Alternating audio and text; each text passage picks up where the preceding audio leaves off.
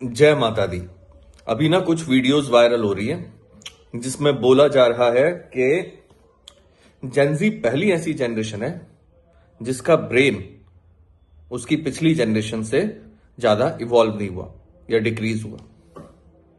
कौन सी रिसर्च, किसने की, कहां से की, कौन से न्यूरॉन्स मैच किए? और रिसर्च में आज से 20 साल पहले कभी देसी घी को बैड बता देते हैं हेल्थ के लिए, कभी एग येलो पार्ट को बैड बता देते हैं, कभी उसे गुड बता देते हैं। बिकॉज जो बेचना है उस हिसाब से कोई रिसर्च निकाल दो। रिसर्च का कोई सोर्स नहीं, कोई बेस नहीं, कुछ नहीं है। और क्या है?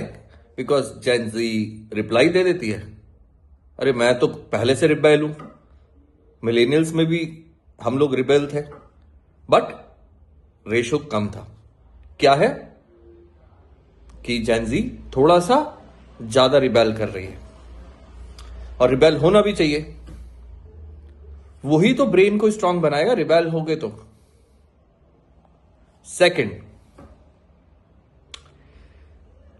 मे भी उनके पास कुछ इंफॉर्मेशन नहीं होगी। मान लो कि उनसे पूछ लिया कि ये कौन थे, आपने कुछ वीडियोस बना लिए, ये कौन थे, देश कब आजाद हुआ, वो कब आजाद हुआ।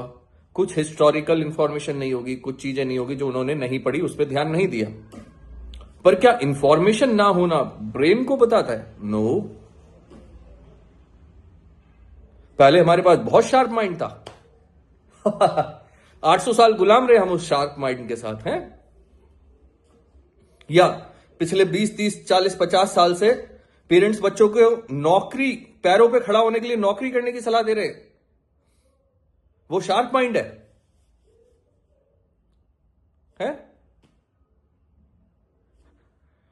एक जनरेशन अपने पुरखों की जमीन बेच रही है और आगे कॉमर्शियल में इन्वेस्ट भी नहीं कर रही है। वो शार्प माइंड है? या बस एक ही भेड़ चाल में चले जा रहे थे कि जेई करना है, ये करना है, वो करना है, ये करा दो, ये करना है। कंप्लीट एक एजुकेशन सिस्टम नहीं बना पाए हम अपना। वो शार्प माइंड है। अब जेन जी सवाल पूछ रही है, इज्जत नहीं दे रही, तो उन्हें किसी तरह से क्या करें, एम्ब्रेस करें ना, बस। क्योंकि रटे रटाए रूल से अलग है। ऐसा कुछ नहीं है, बदतमीज होना पड़ता है अपनी वैल्यू के लिए। Next generation will always be stronger. और अगर वो नहीं हुए तो इसमें आपकी गलती है। दैट मीन्स आपने ही अपना ब्रेन का इस्तेमाल करना बंद कर दिया था। तभी तो अगर एक जनरेशन अपने ब्रेन का इस्तेमाल करना बंद कर देती है तो नेक्स्ट जनरेशन का ब्रेन कम आता है। दैट मीन्स आपने अपने ब्रेन का इस्तेमाल करना कम किया है, तो दैट मीन्स नेक्स्ट जनरेशन का ब्रेन कम आया। अगर आप ये बोल रहे हो कि जेन जी में ब्रेन कम है, तो कंट्रोवर्शियल है। जो लोग बागबान को ये सारे जो रूल एंड रेगुलेशन बना करके इसमें रो रहे, जबरदस्ती के भगवान बना दिए इधर उधर के, वो लोग शार्प माइंड है। नेक्स्ट जनरेशन के अकॉर्डिंग ढलना होता है, उसके अकॉर्डिंग तैयार होना होता है, और उसे स्ट्रांग बनाना होता है। अगर आपने वेल्थ ली है अपने पुरखों की, उसे मल्टीप्लाई करके उन्हें पास ऑन करना होता है। ये मेरी जिम्मेदारी है। बस आप मतलब ये तो इतनी अच्छी जनरेशन है, लड़ भी नहीं रही। इवन इससे पहले की भी थोड़ी सी कि ये मेरा, ये मेरा, ये मेरा, ये मेरा, ये को बंटवारा भी नहीं कर रही, अपनी फाइट करने के लिए तैयार है। पहले लोग अपने प्रॉपर्टी नाप रहे हैं 30 साल में, 35 साल में अपना बंटवारा कर रहे हैं, उसके बाद बोल रहे हैं, और अपनी फ्यूचर जनरेशन हुआ था ना, हमने खुद से बहुत कुछ किया है। एक सिंपल सा अगर कोई नौकरी कर ली 30-40 साल, उसके लिए अरे सिंपल बदतमीज बनो जेन जी। ये हमारी जरूरत है, बदतमीज होना इस देश की। हमारे देश में रिवॉल्ट नहीं होते ना, प्रॉब्लम ये है। इसलिए हम 800 साल गुलाम है। हमारे देश में 2 4 5 10% लोग रिवॉल्ट करते हैं, भगत सिंह जैसे, और वो इसी वजह से मारे जाते हैं क्योंकि उनके साथ एक भीड़ नहीं खड़ी होती, क्योंकि हमारी भीड़ को गुलामी की आदत है। और वो सिखाएगी, ये जनरेशन सिखाएगी कि नेक्स्ट जनरेशन में कम दिमाग है। जो पढ़ रही थी नौकरी के लिए,